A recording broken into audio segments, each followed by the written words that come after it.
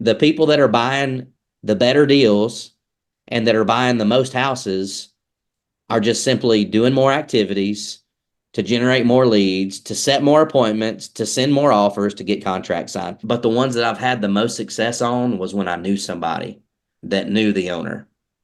So maybe I didn't know the owner, but I knew somebody that did.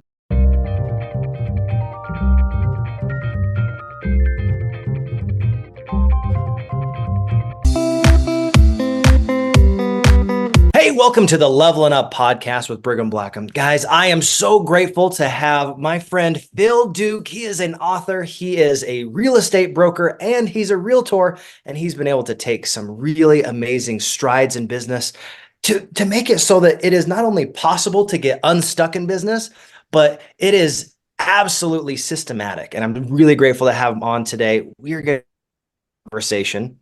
Oh, sorry. We're going to have a great conversation, and I'm so thankful that you took a little bit of time out of your day to come spend it with us. So, Phil, how you doing? Man, I'm good. I'm excited to be rolling with you on this, man. Thanks for the invite. I'm looking forward to doing this. So, I'm so glad you're here with me. It's going to be a blast. So, tell us a little bit more about your background. I know you're an author, but you started in real estate as a realtor. So let's maybe start there. And then, how did you become an author? I'd love to hear that little backstory.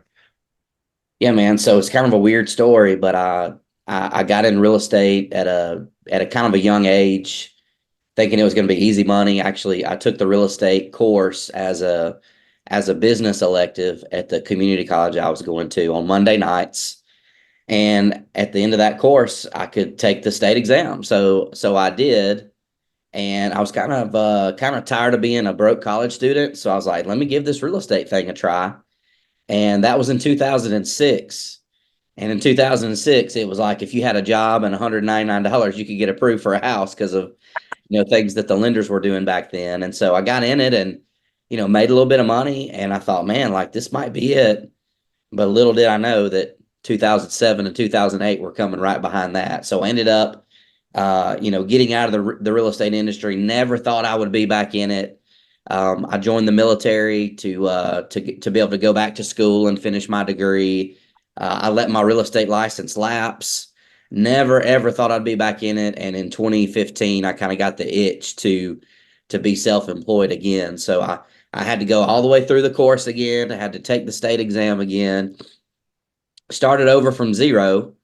But the thing I did different the second go around was I knew that there were coaches out there. Like I had been exposed to that the first go around, and I didn't think I could afford it. I didn't think I was ready for it. But I told my wife, the second go around, I had a mortgage as well. I had a wife, I had a baby on the way. A little more So I told motivated her, at I that said, point, right? yeah. So I mean, it's a lot more serious, right? I mean, before it was just me, and I was in my early 20s. And so I told her, I said, listen, if I'm going to really do this, I think I need to hire a coach. And at that point, the coach was more than what my mortgage payment was. So it was kind of scary. I was really betting on myself, but I also was like, this guy that I found had a pretty good system for how to have success. He had shown a bunch of people how to do it. He was like one of the top 30 realtors in the country at that time. I had just come out with this, what I thought was affordable coaching program. He had just rolled it out. And I would literally just sit in our house. She would go to her like ladies group on Wednesday night at our church. I would sit at home and for 2 or 3 hours, I would just go through that content. I would make notes. I would ask questions. And I really like from day one, I knew the second go around that I didn't know what I was doing, Yeah. but I knew that there were people that were. And so, I became a top producer within like 2 years, was the Awesome. number one agent in my town year three, and started a brokerage. And really, I think what I was looking for the whole time was freedom. Mm. And I was selling a lot of houses. People were telling me how good of a job I was doing. Man, you're crushing it. Seems like you're selling a house every other day. And I was, selling a lot of houses and I was making pretty good money, but I was not experiencing that freedom that I thought I would have found. Mm. And so that's what led me starting the real estate brokerage. I thought, hey, maybe I should get into more of like a management type role. And it took me about 3 years to grow that business to the point that I had enough producing agents that I didn't have to be out in the field producing anymore. But then I got kind of stuck running the office. And so about a year ago, I set out to really put down in writing the things I learned along the way. I mean, today I've got 10 locations in 6 different states. I'm not running any of them. I'm not managing any of them. We have a leadership team in place. And it took a lot of work and it took a lot of like making mistakes to get there.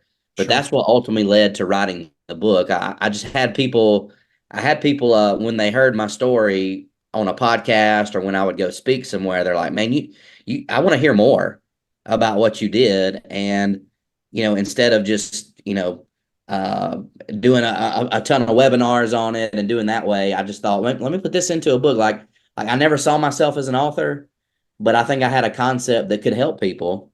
And Mhm. so that's kind of what happened. It got picked up by a publisher, and within the next 10 to 14 days, it should be live on Amazon, on Audible, and out there, in the open, actually can put copies in people's hands. So that's kind of what led to it. I never set out to be an author. I never set out to be a coach the way I am today. But I was pursuing my passion, which my passion is freedom. My passion is, having cash flow coming in every month without having to show up for it. Yeah. And so all of those things led to where we're at today. And, we're probably just scratching the surface today on where this thing will eventually be. So yeah, I didn't set out to be an author, but it kind of just happened that way. No, that's amazing. And I just got a little distracted because of this. So I'm going to shut this window because it's so bright. Yeah. There we go. All right. That's real life. Sometimes you see something in your business and you're like, wow, Got to fix it right that's away. not Yeah. working for me because it's like glaring just slightly. And it's like, for the rest of the conversation, I'm going to just make that little adjustment. There we And go. that's part of getting unstuck, right? You notice the problem and you're like, okay, how do I solve it? Sometimes it's literally just a small little tweak. So Hey, in your system, yeah, go ahead. small hinges swing big doors, right? Ooh, I like that. Okay, small hinges swing big doors. That is a little sound bite. Love it. Small hinges swing big doors. Now tell us what you mean by that, because I think that's a powerful thing to say. Yeah. Well, I mean, I think I would imagine a lot of your viewers, a lot of the people that listen to this or watch this, a lot of them probably are action takers. Mhm. And, that's kind of been a blessing and a curse for me. I hear something, I see something, and I want to go take action on it almost immediately. I think that literally in today's economy, I think that is a superpower. So many people I talk to, they kind of know what they need to do, but they don't do it. I've always been one of those that like I do it, I go out and do it. Yeah. But the problem is sometimes you go out and do it and you implement things so quickly that you don't really think it through, and Mhm. you end up coming up with problems along the way. Like it ends up being different than what you envisioned it. And sometimes it's just one little tweak here or there that can make a big difference for your business. So I've been in rooms, I've gone to conferences, I've been at coaching events. I was at a real estate investor mastermind on Tuesday night this week. I really wasn't even interested in the topic that they were talking on this week, honestly. I didn't think it was one that I would want to explore. But sometimes you're in a room like that and you hear one little thing, and that one little thing might be a $50,000 idea. It might be $100,000 idea. It might be a 300,000 or $500,000 idea. So sometimes little bitty small things can be, one little adjustment here or there can really propel your business forward. And that's what I've loved about being an entrepreneur is that it's never fixed, it's never perfect. There's always something that you can work on. And sometimes it's one little thing that you see or somebody else tells you that can really make a big impact for your business. So, Absolutely. The difference of a hair can be 1,000 miles. There's a Chinese expression, 失之毫厘, 差之千里. I love that expression because those little tiny micro adjustments over time, we can start to see how massive they are. And the meetings we don't show up for don't actually serve us and help us. But you think about it, if we go to those meetings and we listen with the intent of what's one actionable idea that I can take away from this and go implement in my business. Any meeting can absolutely change you. And it's not even always the content Sometimes it's just that made me think of something, and you get another thought that comes along with it. And that third thought's the thing that's the most valuable. I actually learned that in theater. You get the prompt, you think about the prompt, and then you say, what does that prompt make me think of? That's part of the creativity. So, Phil, when you came up with this concept of getting unstuck in business, tell us a little bit about why this is so important. Like, give us the reason and the why behind writing that book. Yeah, I think just one thing I noticed, where I was at and where I see so many entrepreneurs at, they might have a business license, they may have business insurance, they might have a QuickBooks account, they may have an office space they lease, but most people that I encounter that own a small business don't actually own a business. And here's what I mean by that. So, the brain surgeon makes really, really good money as long as he keeps showing up to the operating room, Oh, right? He's got to be in the operating room doing surgeries or, in his office doing consultations to get people into the operating room. He's got to be doing that job or else his income goes away, right? Like if he stops showing up, he just says, "Hey, the next 6 months, take everything off the calendar. I'm not doing any brain surgeries anymore." His income would go away. And so to me, I didn't realize that for a long time. Most people that I talk to don't really have a business because it requires them to keep showing up every day. So they call themselves a business owner, they call themselves an entrepreneur, but they really just own a job. And it might be a high paying job like a brain surgeon. Brain surgeons make a lot of money. When I was a top producing agent, I made a lot of money. But if I wasn't constantly out there finding my next buyer, finding my next seller, doing a listing appointment, doing a buyer consultation, showing houses, getting people pre-approved, like the only way I could make money and the only way I could make more money was to keep doing what I was doing and try to figure out how to do it more efficiently. yeah. And so, for me, it was just realizing that I didn't have a business.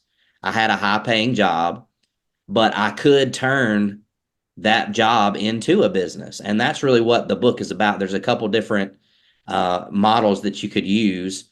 You don't have to go all in the way I did and, run we've got 160 plus agents at this point across 6 states. That took a lot of work to get there. Yeah, I believe it. Yeah, there are other paths you can take. That's what I love about real estate investing is, the brain surgeon might just say, "Hey, I'm good at this. I can kind of do it with my eyes closed, but I'm going to take, some of my profits I'm making off of this high paying job, but now I'm going to leverage that money and I'm going to invest that into something like, cash flowing real estate that's going to continue to provide income me whether I show up or not." So Mhm. there are multiple paths to get there, but I think, really just what I realized was that most people have to show up every day, every week, every month, or the business starts going away. And so most of us don't have a business. And I became obsessed with this idea of going away from having a high paying job to actually owning a business and how I got there. I love that. And I think sometimes the difference between I'm curious and I'm obsessed is the difference between I'm dabbling and I'm actually going to get what I want, what you're committed to. Mhm. So where you've been so committed, you're like, I'm not just committed for me. I'm going to put the words on the paper so I can help other people.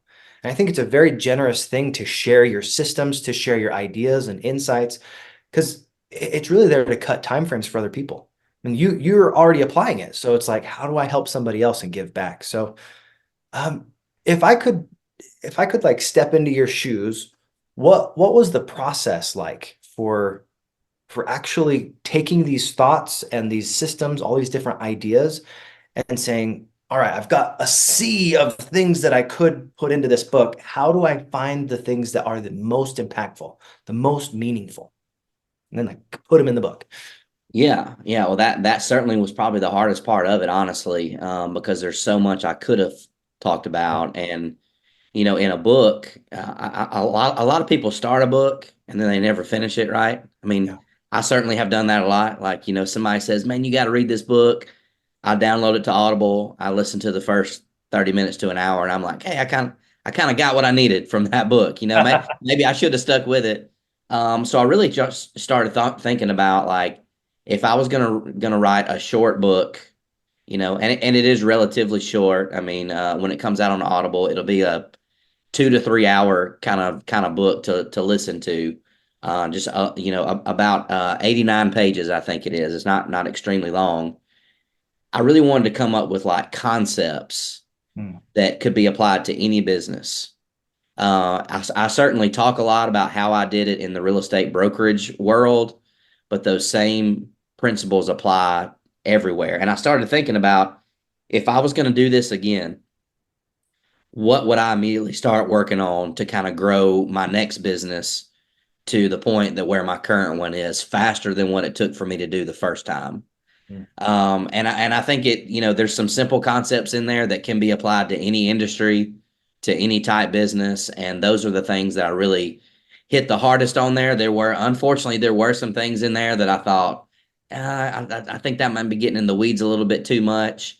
So not everything got into the book, but I would say overall, the big concepts, the things that I truly believe in and that I live by every single day, the things that I'm coaching other people on how they can implement in their business that I've seen work for them, are things that made it to the book. So yeah, that certainly was part of it, and it took a little bit of time. I kind of had like my ten chapters figured out, and as I was coaching other people and seeing what they were struggling with, I thought, hey, I probably need to add that into the book too. Yeah. So I didn't like come in on a Friday, come up with the 10 chapters and then Monday start writing it. It was several months of thinking about it and getting clarity before I ever really started writing it. Yeah. Well, how many years did it take you to become like an overnight success? Yeah, that's right. Yeah, I mean it was about 8 or 9 years for me. Yeah. Yeah, and Eight that, and a half and it's years. funny you say that, but that is what I start getting sometimes these days, I mean, people, going through that process was extremely tough. Mhm. And I mentioned this in the book, but when a storm is coming, a cow lays down. You've probably, if you've I've ever been never like heard driving that. through the Okay, so countryside, what's you that? gotta explain. So a cow lays down when a storm is coming? Yeah. So if a storm's coming, normally cows lay down. They wait for the storm to go over. They don't want to get, Yeah. hit by lightning. So they lay down, get lower to the ground, and they just lay there while this All the slow storm. storm kind of moves through. And a bison, when they know a storm's coming, they actually run. The storm's coming this way. They run into the storm and through the storm, and they still have to endure some wind, some rain, some lightning, and some thunder. But they run through the storm to get to the other side of it quicker. And so I would say that would be a big concept that I put inside the book as well. I mean, the hardest part for me in growing my real estate brokerage was just getting it started. And Yeah. when I say getting it started, like I see most people in that arena, they quit somewhere between 5 to 10 agents. They get to that point, they have 5 people working for them, or sometimes 3 people working for them. They say, "Hey, I got it. I got this thing figured out." Until somebody leaves, right? Until an employee doesn't work out, and then Yeah. they say, "Hey, I was better off just working by myself, just not having anybody to deal with, and just being little old me all by myself." But if you can push through that like a bison does and get to 10 people, to 15 people, to 20 people in the real estate brokerage arena, that's when things got drastically easier. It got way easier when we were at 30 people than it was when we had 5. Yeah. Because when I had 30 people that were out there selling and bringing in revenue to the business, I had additional revenue where I could hire other people to where Phil wasn't doing everything. Whereas in the beginning, I was the one recruiting them in, I was the one coaching and training them, I was the one answering their questions 24/7, I was the one reviewing all their paperwork, buying the office supplies, vacuuming the office 2 or 3 times a week, running to the bank and dropping off checks. I mean, I was doing everything myself. And now that I've had a big business and I've had a small business, I would say having a big business is drastically easier than running a really small business. And, to put this into like a real estate investor kind of example, if I've got 3 rental properties and one of them goes vacant and the other one has an air conditioner that needs to be fixed all of a sudden, I'm kind of in a danger zone if I don't have some cash laid up, right? But if Yeah. I've got 30 rental properties and 2 of them go vacant, I still have 28 that are producing income. So Exactly. it's way, way easier and it's way safer to actually go big in your business. But, for me, I knew that was going to be the case. I knew it was going to be a lot of work. I mean, recruiting agents to leave their current brokerage to come over to mine, kind of a little bit of an icky process, you kind of stealing somebody away. You're stealing a producer away from somebody else. I didn't particularly enjoy that. I got good at it because I felt like I needed to. But once I got to the other side of that, I had enough income coming in that now I could hire somebody to recruit. I could hire somebody to train. And I was able to slowly start taking job descriptions off of my plate until I got to the point where all I was doing was managing a manager 1 hour a week. Mm. So yeah, I'd say that would be one of the key takeaways too. It's way safer to go big. I've flipped 11 houses since January 1st. I made money on 10 of them. I lost money on one. It's way safer to go big. And if you're flipping houses, if you're wholesaling, if you're doing rental properties, if you're growing a company, it's way, way, way safer and way easier to go big. So, Yeah, way safer to go big. I love that because there's an economy of scale there. Anytime that you get past the, 5 or 6 properties, then when you have a little bit of a vacancy or you have, a fan go out and you have to go replace it, that doesn't kill your cash flow completely and it doesn't put you out of the mhm. business. So do you have a concrete example of something that you've experienced in your business that you're like, hey, as a real estate investor, if I just knew this concept that maybe is even in your book, if I just knew this, I would have been able to scale my business faster. Mhm. Yeah, that's a great question. I would say, uh, one of the biggest quote arguments that I hear when I'm talking with people that are looking to grow their real estate businesses on the brokerage side is they think they got to have their admin team in place before they ever get going. So they go out and they hire admins, and to be honest with you, man, like I don't even know what they're adminning. Like there's nothing going on yet. What are they doing? Um, I would go, knowing what I know now, and I did the same thing too at one point in my career. So I made that mistake too. I would go first into bringing in people that can bring additional revenue to the business. So in the investing world, for me today, that's a cold caller, right? I mean, could I hire somebody to be a transaction coordinator? Yeah, I could. Well, but if I don't have any transactions pending, what are they going to coordinate right now? Right? So, I think you figure out those systems, you handle the transaction coordination role and how you want it done in the beginning, just until you have enough revenue to hire somebody to do it. And you're building that system so that when you hire that person in to do it, you say, hey, here's how I've been doing it. Here's how I want you to do it going forward. So I see a lot of people making that mistake in business. They think they've got to have their manager or their admin person in place before they ever get going. And what you really need in the beginning for a new business is you need money coming in. So I would be looking at what could I do to bring money in. And luckily, in the investing side of the business, it's very, very easy to automate or scale that. It might not even be an employee. It might be, I'm gonna swipe my card and spend $2,000 this month on postcards instead of having to sit down every time I have a break and on every weekend making cold calls. It could be that you're going to hire a virtual assistant. I have a virtual assistant that sends out offers every day and follows up on offers for me without me even having to do it. Those are the things that I wish I would have known earlier. Because really, when you're getting started, you need wins and you need money and you need closings and you need to have a feeling like you're going the right way. And I see people that they learn how to do it, they know what to say, they spend all of their spare time knocking on doors, cold calling, driving for dollars, and all those things work. Yeah. But I would want to speed up the process by getting other people or other systems involved to help bring money into the business as quickly as possible. Yeah. So when you're looking as a new business owner, like maybe you don't have a ton of revenue yet, what type of sources or lead sources are you saying typically bring in the most revenue in the real estate investing world? Well, I mean, I would say in almost every scenario, the best source for right now money is your sphere of influence. So I get deals all the time just by calling people that I know and just letting them know what I'm doing.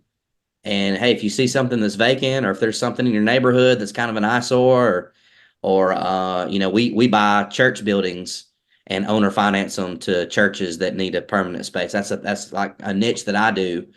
I just let people know what I'm doing, and what I found is that when I let people know what I'm doing, I will attract the right people, and I'll attract properties, and I'll attract partnerships.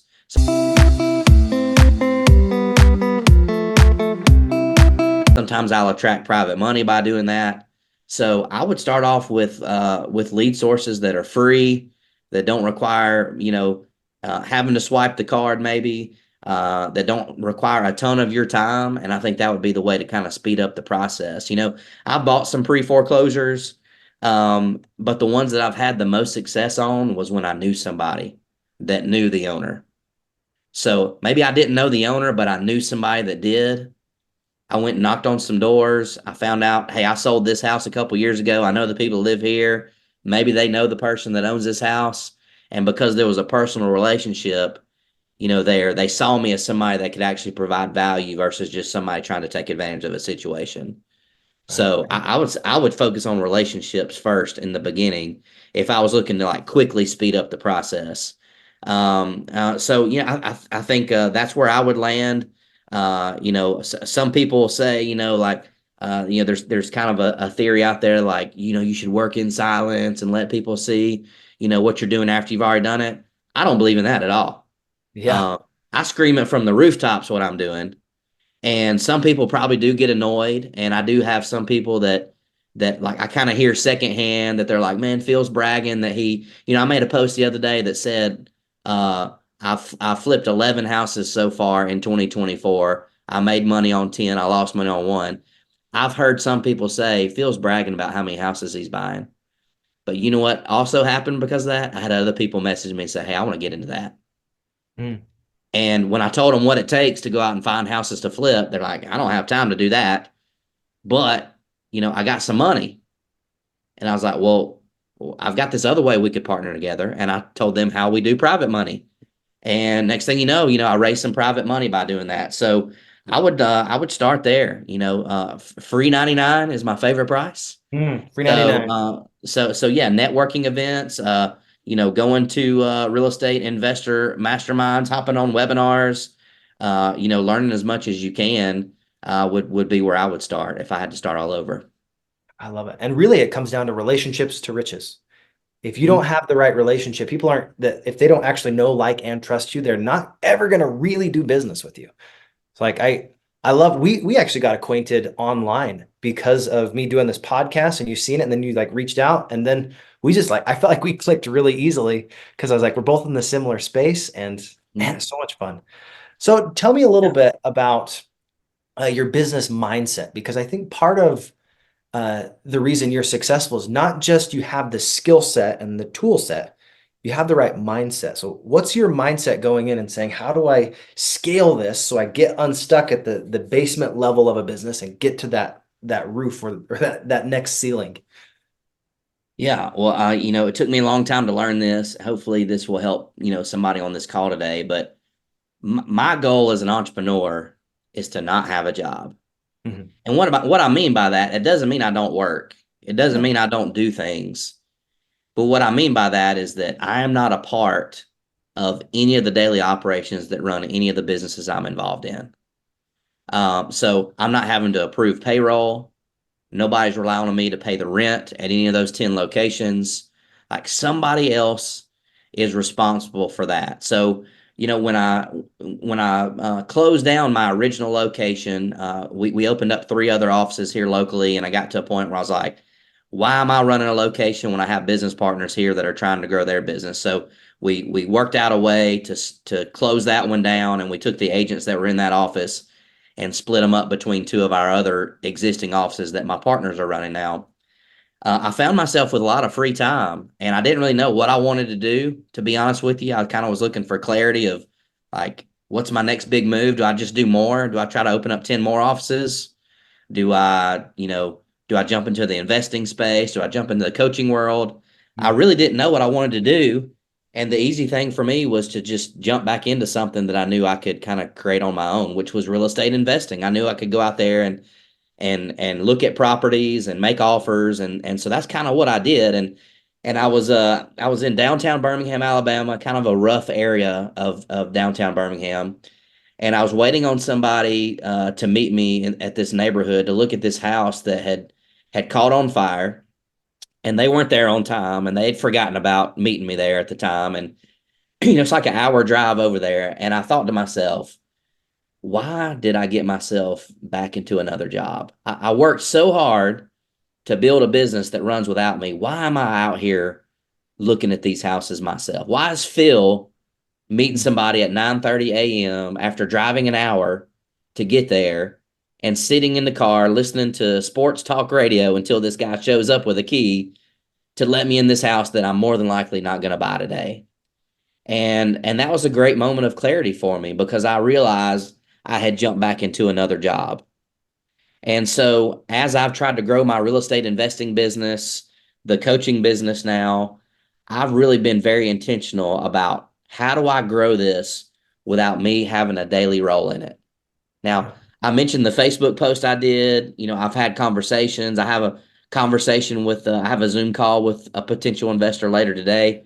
I'm still doing those things. I'm still busy, relatively busy, but my business doesn't depend on me. My VA cold caller is placing leads in the CRM every day.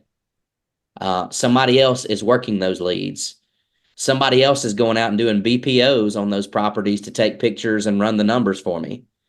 I'm underwriting the deal if we think we potentially have a deal. That takes like 5 minutes, 10 minutes maybe. I'm kind of the final say so, the final stamp on am I going to do this deal or not.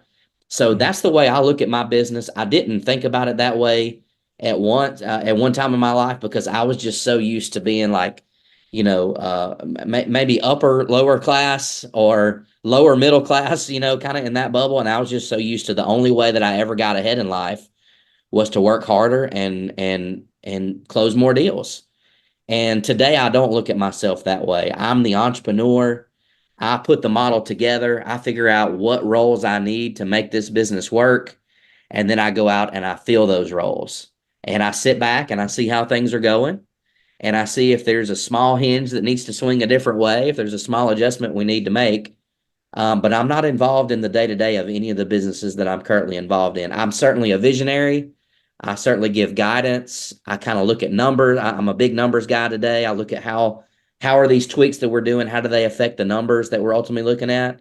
But these businesses that I'm involved with today at this point are not dependent on me doing anything in them. Maybe there's things I can do to contribute. Maybe I can do something to bring a deal here or there, but it has to run without me being involved day to day, or I just simply don't want to be involved in it.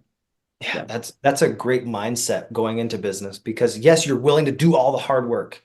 You're willing to go hard so you can continue to build your business, but you don't want to be the one that has to be in the daily operations.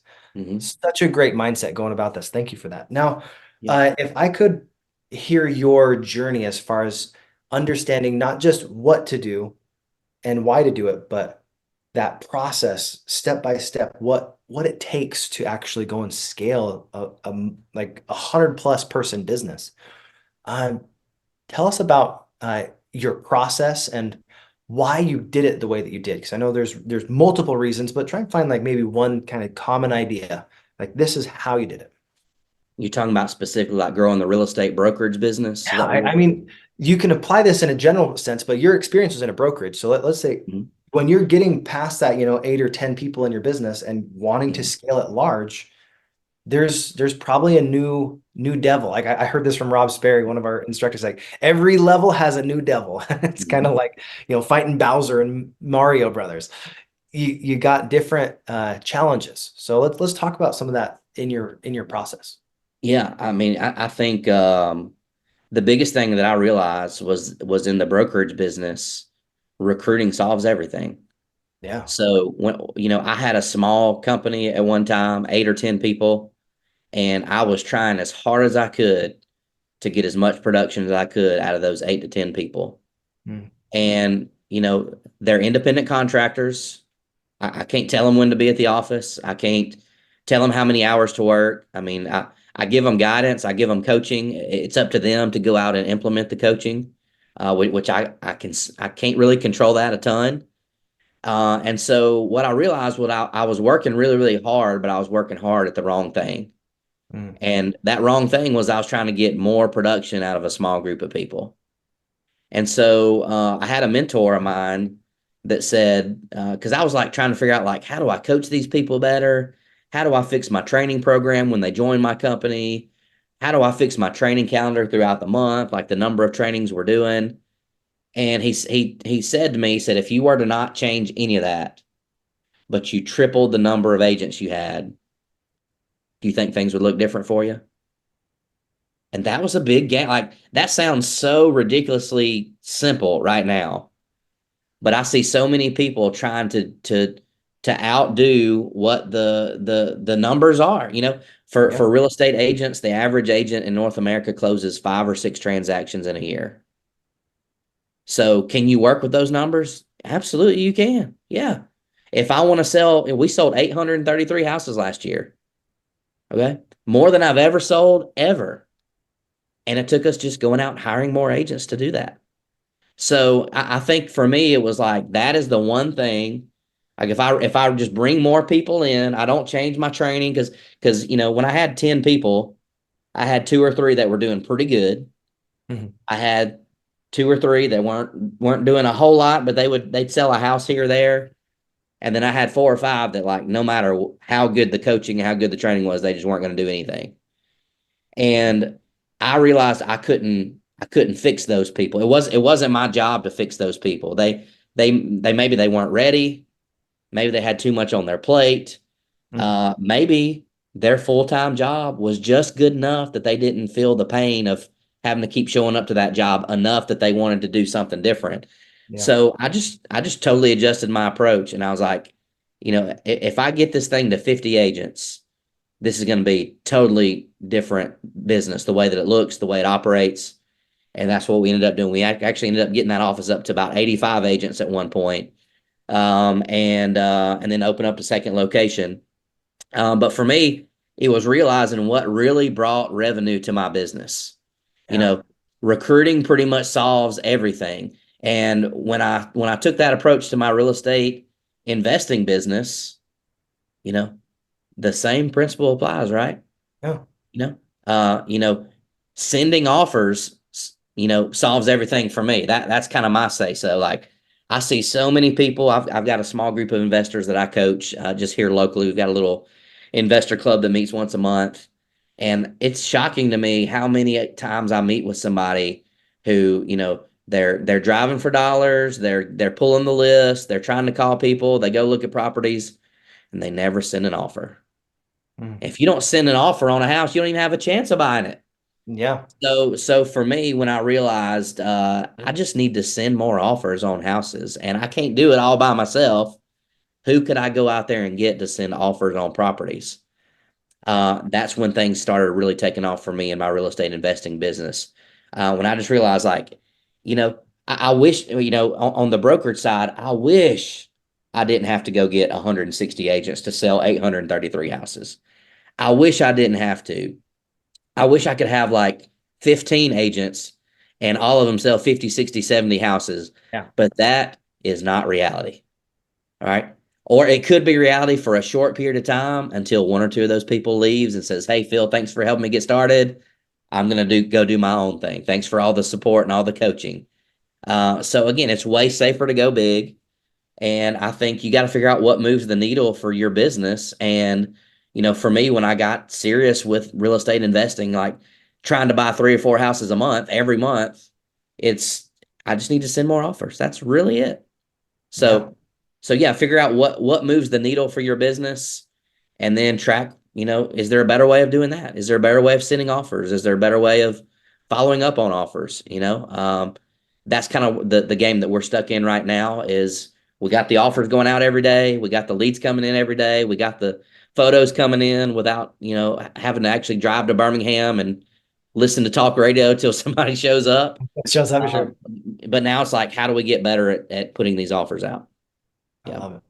And one of the things that I think new investors struggle with is putting out the offers, being willing to actually say, well, I don't know how I'm going to do this yet, but I know that these numbers work for me. They've run the numbers and they're like, here's the offer. Mhm. What have you done as far as that mindset of being able to create a recruitment generation machine? Like, because it sounds like you're not just, getting a couple people every year. You're getting dozens, if not like two or three dozen people to join your team every single year. What's your recruiting secret? Yeah, well, the secret's it's really not a secret. It's just it's a mindset more than anything. Yeah. For me, it was I see a lot of real estate agents moving from brokerage to brokerage. It happens all the time. Um, Agents and people in general make moves when they have found a leader that can get them to the next level faster than their current leader. Yeah. So I would meet agents from other real estate companies for coffee, for lunch, and I would learn what's going on with them, and I would give them some coaching. I didn't call it a coaching session, but that's really what I was doing. I would give them some ideas, some things that I thought they could do based on where they're at and what they say they're struggling with, and I would follow up with those people to see if they were actually implementing or not. So if I met them for coffee today and hey man, here's a couple things I think you should do. If I was in your shoes, this is what I should do. I would actually call them a week later to see if they actually did any of that stuff. Yeah. And if they weren't action takers, I didn't want them at my company. Yeah, I don't want people that are just going to show up to training and then not do any of it. Yeah. You don't But want what those people. started happening was agents would start coming to our company and they'd say, you know what? Phil has done more for me in the last 3 months than what my current broker has. And I didn't even pay him for it. So when you start coaching and training other people better than what their current leader is, they will naturally come over. And then, a lot of people are just looking for a plan B in life. So we're in a small town. There's only like 700 real estate agents here. Only about 300 of them will actually sell a house this year. So you get to 85 or 100 agents, you've kind of chewed through a lot of them. So what we started doing is we started going after people that weren't even in the real estate industry. Uh, Facebook messages. Hey, have you ever thought about getting your real estate license? I think you would crush it. Dot dot dot. So, they're stuck at a job where they got to be there, they got to clock in, they got to clock out. They don't really like it. Maybe they don't hate it, but it's not really what they saw themselves doing when they were a kid, when they were growing up, when they were going to college, and they're kind of just coasting through life. And next thing you know, this person asked them, and they've probably thought about getting in real estate at some point in their life, but they never had somebody actually ask them one on one if Yeah. they want to do it. So then we partner with a real estate school, which is a whole other discussion. But affiliate money is pretty good when you get it. So we get 35% of every course that's sold. So we would send out those messages. We'd invite them to the office for a career day, let them kind of see behind the curtain and what it's like to be in real estate. They'd sign up for the course. We'd get paid for that, whether they finish the course or not, whether they pass the exam or not. But as soon as they pass the exam, they're coming to work for us. So it's all lead generation, right? I mean, recruiting is lead generation, right? The same way I was recruiting buyers and sellers as an agent was the same things I was doing when I was recruiting agents. There's some activity you got to do to generate a lead, to follow up on a lead, to set an appointment, to conduct appointment, to try to get them to sign some paperwork. And it's the exact same thing on investing, right? I mean, the people that are buying the better deals and that are buying the most houses are just simply doing more activities to generate more leads, to set more appointments, to send more offers, to get contracts signed. It's literally the same thing. So when you see that this business is just a lead generation business, it just so happens our leads are vacant houses or distressed houses or vacant land or whatever niche you're going after. This is all just lead generation. Mhm. And so for me, like when I jumped into the real estate investing space, I had to learn a little bit, some new terminology and some new objection handlers and those kind of things. But the process for finding properties is the same as it is to find an agent or to find a buyer or a seller as an agent. So I love it.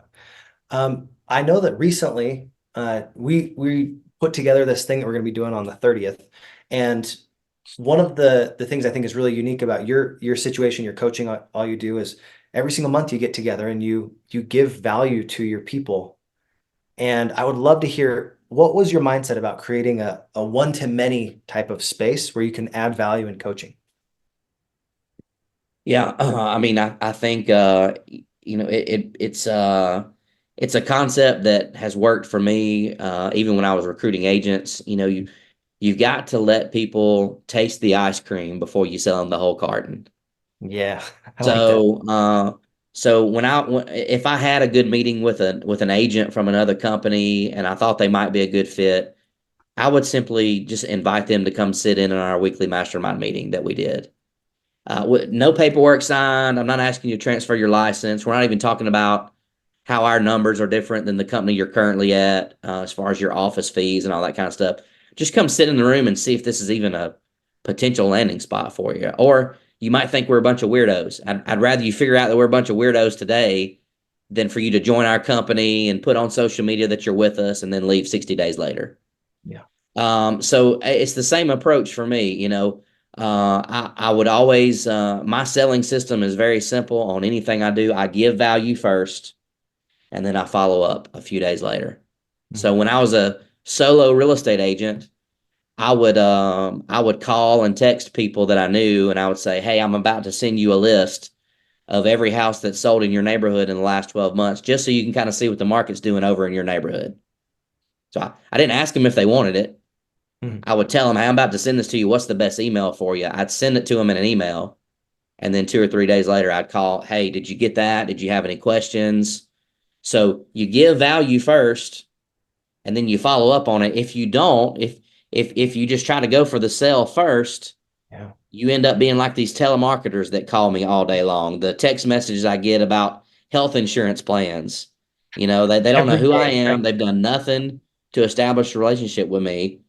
But when you give value first, people feel like they need to reciprocate that value. And when I would send out those lists of homes that had sold in their neighborhood, if they were thinking about selling, they would tell me without me even having to ask. "Hey, this is perfect timing. We actually, uh, you know, over the weekend, me and my husband went up to Bowling Green, Kentucky, and I think I'm going to take a job up there, and we're going to need to sell this house." Boom! Here I am. Perfect time, perfect place. I didn't even know they were thinking about moving to Kentucky, but because I gave them something of value, I was able to break down that wall, that number one objection that we all have to deal with, is salesperson skepticism. When we talk to people, they see us as a salesperson who's trying to sell something to them. So I think the best way to get people to not see us as salespeople is just to give value in the beginning. We're not even asking you to move forward, not asking you to pay anything, just simply trying to provide value. And if you want to move forward, this is what it would look like to move forward. So that approach just seems to work today, and it works in every business that I'm involved in.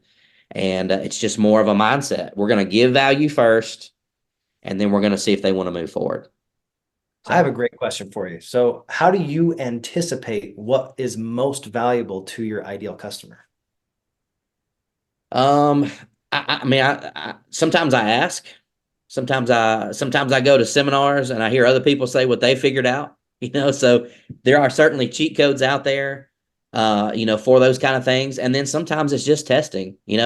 I do a weekly webinar every Thursday, and some topics that I promote get a lot of people to show up, and some of the ones I do that I think like, man, this is going to be a good one, I might get two people to show up, you know. But I've got 50 something people lined up for today, the one that I've got today. So some of that is just testing the market too, trying things out. We don't necessarily always know what's going to be a big hit and what's not going to be, Mhm. but I'm definitely about the business of trying things out and testing things out. And when I figure out, hey, a lot of people are interested in that, that might be one that I say I need to pump the brakes here. There might be an opportunity here, because last week I only had two people show up on my Zoom call, and this week I had 27 people show up on the Zoom call. So I think you test what works and you figure out what works and what doesn't work. I don't think there really is a shortcut to that. And I'm always tweaking and testing new things too. Yeah, Yeah. I think that's really open to criticism, open to what the market actually demands and what they want. Because I mean, you've done this with fix and flips. You don't always put the things that you want in the fix and flip, I'm sure. You look, what is the comparable show? What does the market want? Not, hey, I would love to put marble countertops in this trailer or this little $100,000 square foot or Mhm. $100,000 like 100 square foot little place, little tiny little home. You're not going to deck it out with crazy amenities like that because the comparables don't match it. So when you're thinking of what is of most value to those people, it sounds like you're testing the market. You're like, hey, Mhm. putting out that lure, like we were talking about fishing right before the call, uh, Mhm. seeing if the fish are biting. And if they're not biting, you're like, well, maybe they just aren't interested in that lure. It's not that they're not interested in eating. So, Yeah, I'll tell you a good example of that. Like example. I think open houses are one of the worst ways to sell a house. Period. Really? Okay. But for sale by owners are going to put that house on Zillow and they're going to do an open house like 2 or 3 Sundays in a row, right? I think it's the worst way to sell a house. The pictures are so good now that Mhm. I think open house attendance is probably down. But I knew that's what for sale by owners thought. So if that's what they think works, I'm not going to be the one to go in there and tell them this really isn't what works. I would actually call for sale by owners and I would say, hey, I noticed you got a house for sale by owner. I just wanted to run something by you, see what you would think about this. Would you be okay with me doing a free open house on your house this coming Sunday? If a buyer comes from it, that's between you and them. You don't owe me anything in the world. But I know 8 out of 10 people that walk into an open house don't have a real estate agent yet, and your house isn't going to work for them for whatever reason. The yard, the layout, the kitchen, the bathroom. There's going to be something they don't like, and I might be able to go show them another house in the area. So it can be a win-win for both of us. So I don't like doing open houses. I think they're kind of a waste of time. But for sale by owners thought that they worked. So I would go out and do that. I would generate buyer leads on the sign-in sheet. I get to talk to buyers that I would have never come in contact with. And because I wasn't trying to tell these for sale by owners how dumb they were by doing open house for 3 weeks in a row, Yeah. everybody else was trying to make them sound dumb for trying to sell for sale by owner.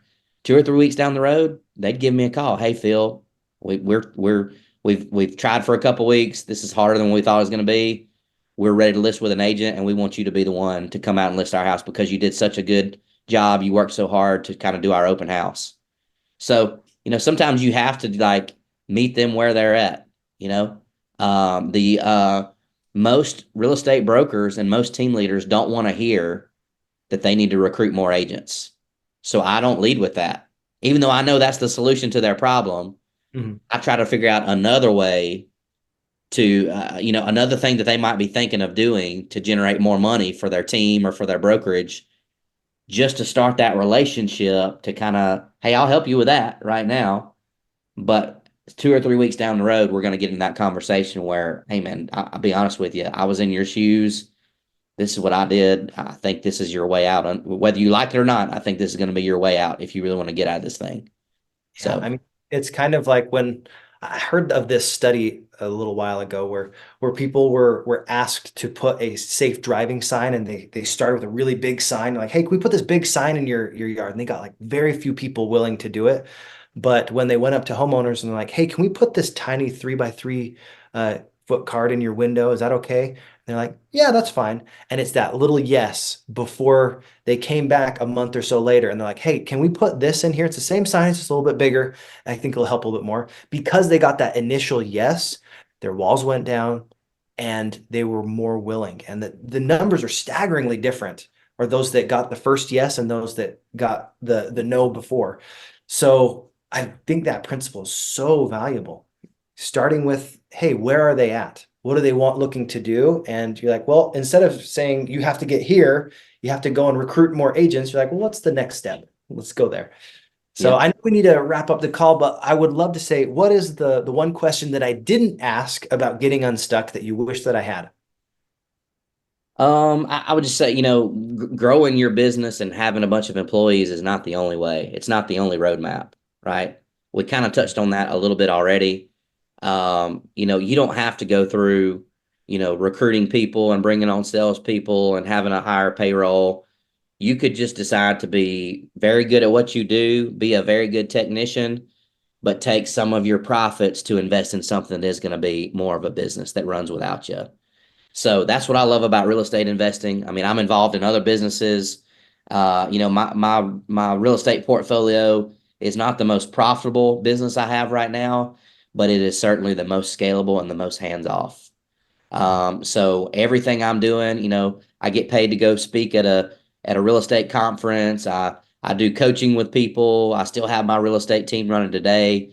I try to take as much money as I can. I live way below my means. I have agents that work for me that live in way nicer houses and drive way nicer vehicles than I do, but I live way below my means because I want to take as much money as I can to speed up the process. I want to be a bison instead of a cow. So yeah, growing a big team and having a bunch of people working for you is not for everybody, and I totally agree. It's not for everybody, but there's nothing wrong with staying small, being profitable, while also taking some of your profits and putting it into something that can run without you. So just wanted people to hear that growing a big team that's across 6 states and 100 plus people, that's not the only path. There are other paths to get unstuck. Absolutely. I really appreciate you being on today, Phil. And thanks so much for going through our test drive. How did that go? I was just curious how you enjoyed it. Yeah, man. I mean, it's great content. You guys push out really, really good stuff. That's why I wanted to come on and do this with you because I like doing strategic partnership type stuff with folks that I believe are actually helping people, not ripping people off, and that Yeah. actually are showing people the right path forward. So yeah, anybody that hasn't tried out the test drive would highly recommend it. In fact, next week we're going to do a training with some of my folks here to try to get them to hop on that test drive as well. Yeah, it's going to be awesome. Well, thank you so much. I really appreciate you being on today. And guys, if you want more leveling up content, thank you so much for being on today. Thanks for tuning in all the way here. Hit that like and subscribe button, hit the notification bell because we're here every single Thursday, 8 a.m. Once again, Phil, man, such a pleasure to have this opportunity to be with you. And we'll see you next week, brother. Looking forward to it, man. Thanks so much. Yep. We'll see you. God bless, guys. We'll see you.